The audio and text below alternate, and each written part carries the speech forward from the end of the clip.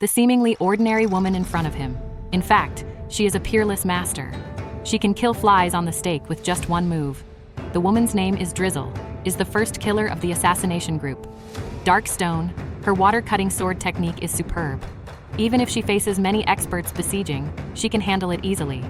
But such a powerful killer chose to retire from the rivers and lakes. She lived a commoner's life. Originally, many years ago, legend has it that there is a body of Rama, it's up and down. If someone gets it, they can practice peerless magic skills to dominate the martial arts. People from the rivers and lakes began to snatch the bodies one after another. Among them is the largest assassination group, Darkstone. In order to obtain Rama's body, Darkstone boss immediately sent out many killers to snatch. Among them is the Drizzle of the Water Sword, Hidden Weapon Master, Lei Bin, and Magic Master Color Drama Master. They raided the capital at night and slaughtered it. But what I didn't expect was, in the midst of the chaos, the Drizzle took the opportunity to take the body. She has since disappeared. After Darkstone learned of this, he summoned all kinds of martial artists to capture Drizzle with all their might, and offered a reward of 100,000 taels of gold. As soon as this sentence comes out, many martial artists began to ambush Drizzle. However, the Drizzle is strong in martial arts. They can't hurt it in the slightest. Instead, they were beheaded one by her. Drizzle knew that she could not escape the pursuit of the people in the rivers and lakes. So she found the magic doctor Li Guishu and spent a lot of money to change her appearance. The genius doctor said that he needed to know the truth to help her. The Drizzle that wants to retire is no longer hidden. When she told the truth, it turned out that that night, after the Drizzle took away the body, she didn't want it for herself. Instead, she was stopped by Zhang Renfeng, the son of the capital, on her way back. But he was seriously injured and no match for Drizzle at all, not a single round. He was stabbed in the chest by the Drizzle and lay down on the stone bridge. At this time, a monk suddenly appeared behind Drizzle. This person is the first Shaolin monk Lu Ju. He has come to stop the rain from killing. But what he didn't expect was, the two fought in the temple for a day and a night. Lu Ju had a crush on the female killer. Lu Ju told Drizzle that there were 4 sword moves he had yet to learn. Lu Ju was worried that if Drizzle met a true expert in the future, she will be beaten completely by the other party. So Lu Ju took out his weapon and launched an attack, and he was actually teaching Drizzle martial arts. After the demonstration of Lu Ju's 4 moves, he pretended to go forward and attack again. Then he threw the weapon in his hand, but was pierced through the chest by a sword of Drizzle. And the purpose of his doing this is to let Drizzle put down the killing thoughts in his heart. Finally, Lu Ju successfully influenced the Drizzle with his own life. Therefore, this evil fate was also concluded. When Li Guishu finished listening to this story, he also decided to help her. From then on, Drizzle, the first killer of martial arts, lives in the city by selling cloth every day under the pseudonym Zheng Jing. Lived a civilian life, but an unusual identity.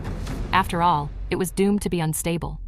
The aunt selling tofu on the side saw that she was single, so the aunt decided to introduce her to a blind date. Due to helplessness, Zheng Jing had no choice but to go to a blind date place.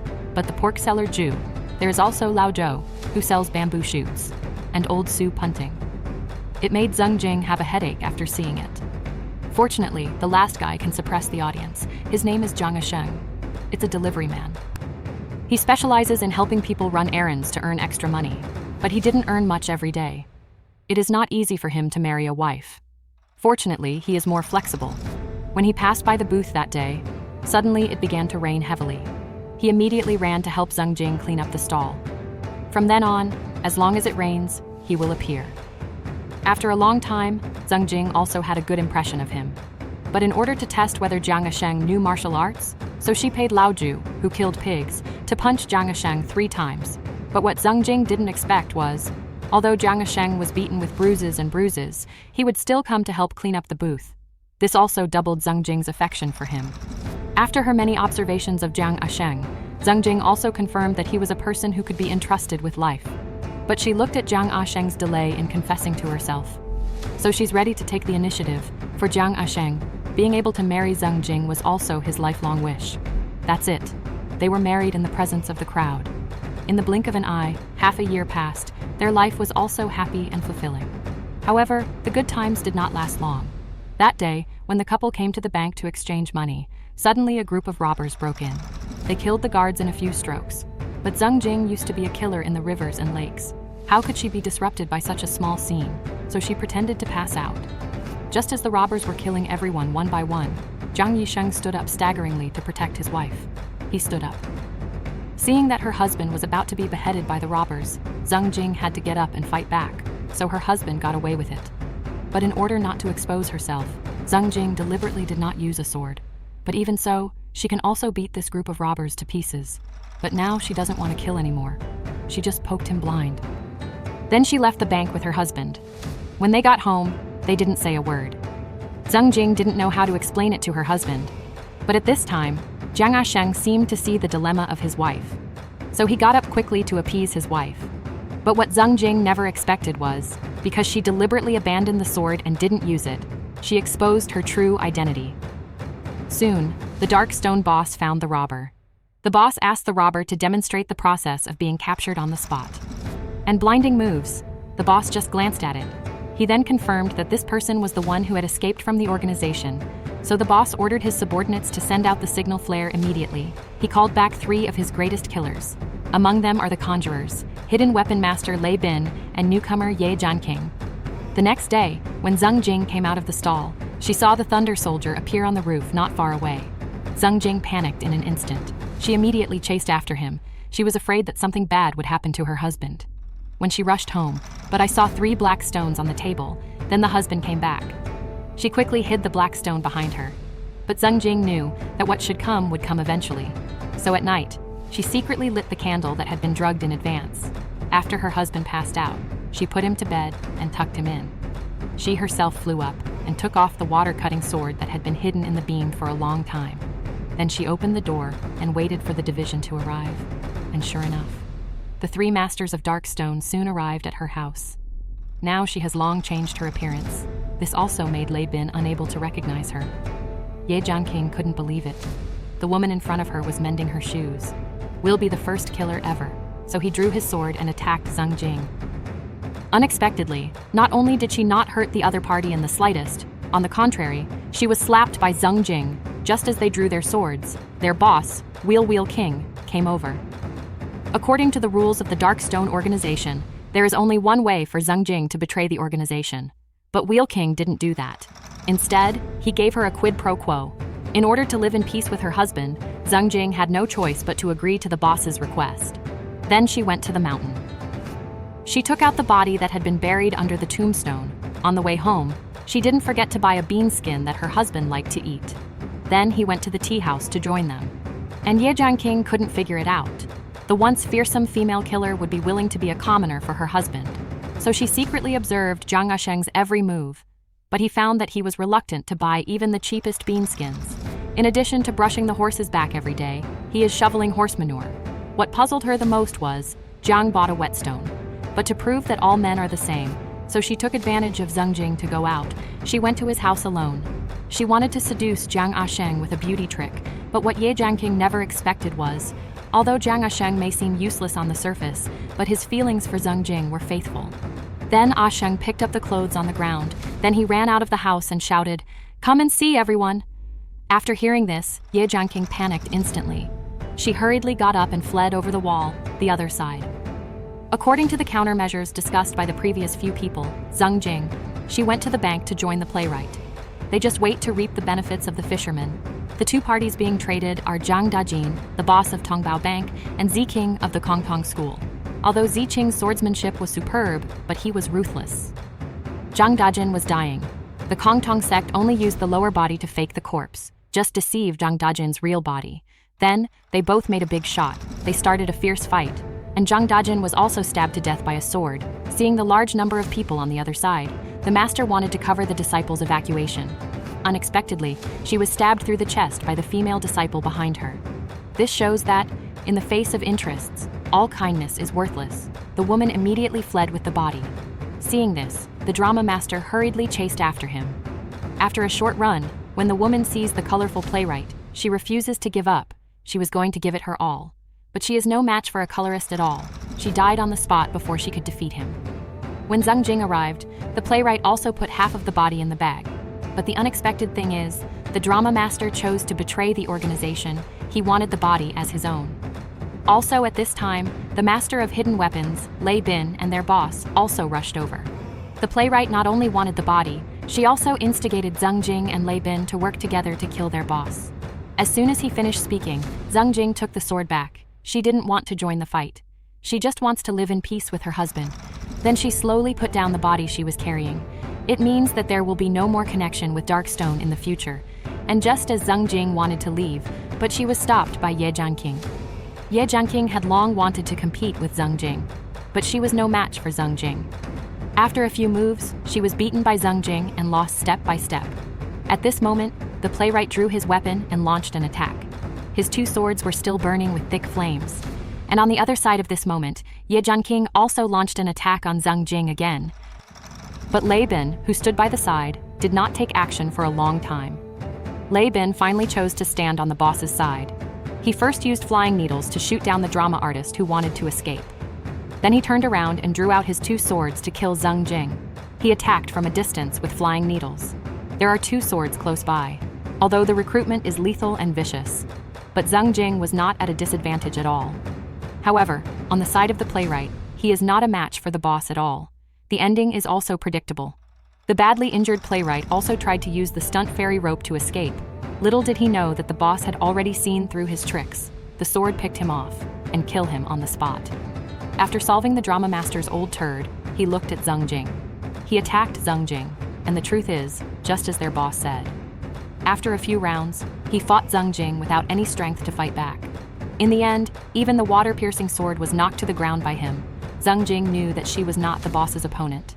She decisively chose to give up the war. She fled home with what little energy she had left. She told her husband to flee the capital quickly, never come back. But as soon as she finished speaking, she fainted in her husband's arms. But at this time, Jiang Asheng seemed unhurried. He put his wife to bed and tucked her in. At the same time, he also found the beanskins his wife bought for him. A happy smile also filled his face. Then, he enjoyed talking about his favorite to the fullest. Then he took out a spade. He began to dig non-stop on the ground. Finally, he took out his long-buried sword. It turns out that the husband is not an ordinary person.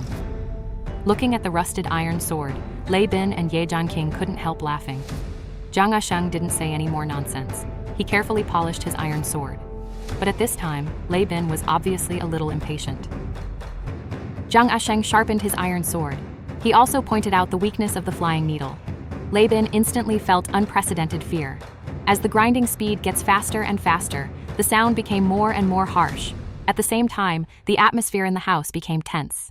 Lei Bin stopped talking nonsense. He immediately released the flying needle, but he didn't expect to be easily blocked by Jiang Asheng. Then Rebin released more flying needles again, but it can't hurt Jiang Asheng in the slightest. As the two of them got closer and closer to each other, it also means that Lei Bin will lose his advantage. Ah Sheng delivered the final blow. Then he turned around and withdrew his sword. The moment you slide over the whetstone, it also means that the sword has been sharpened. After wiping it with a white cloth, this peerless sword also revealed its original edge.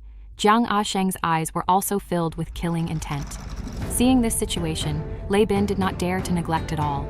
He immediately ordered his men lying in ambush nearby to attack. At the same time, he also used all his strength to fight against him. But Jiang Asheng was not afraid at all. He picked up a short sword from the sword case. The aura of the whole person changed in an instant. He killed the man in black on the spot with just one move. Looking at the familiar moves in these two weapons, Lei Bin looked incredulous. It turned out that Jiang Asheng was Zhang Renfeng, the son of the current capital. Back then, the Darkstone organization tried to snatch Rama's body and killed him. Zhang Renfeng, who was seriously injured, was rescued by a boatman. Later, he found the divine doctor Li Guishu to treat him. Only then did we learn the real reason why he wasn't killed.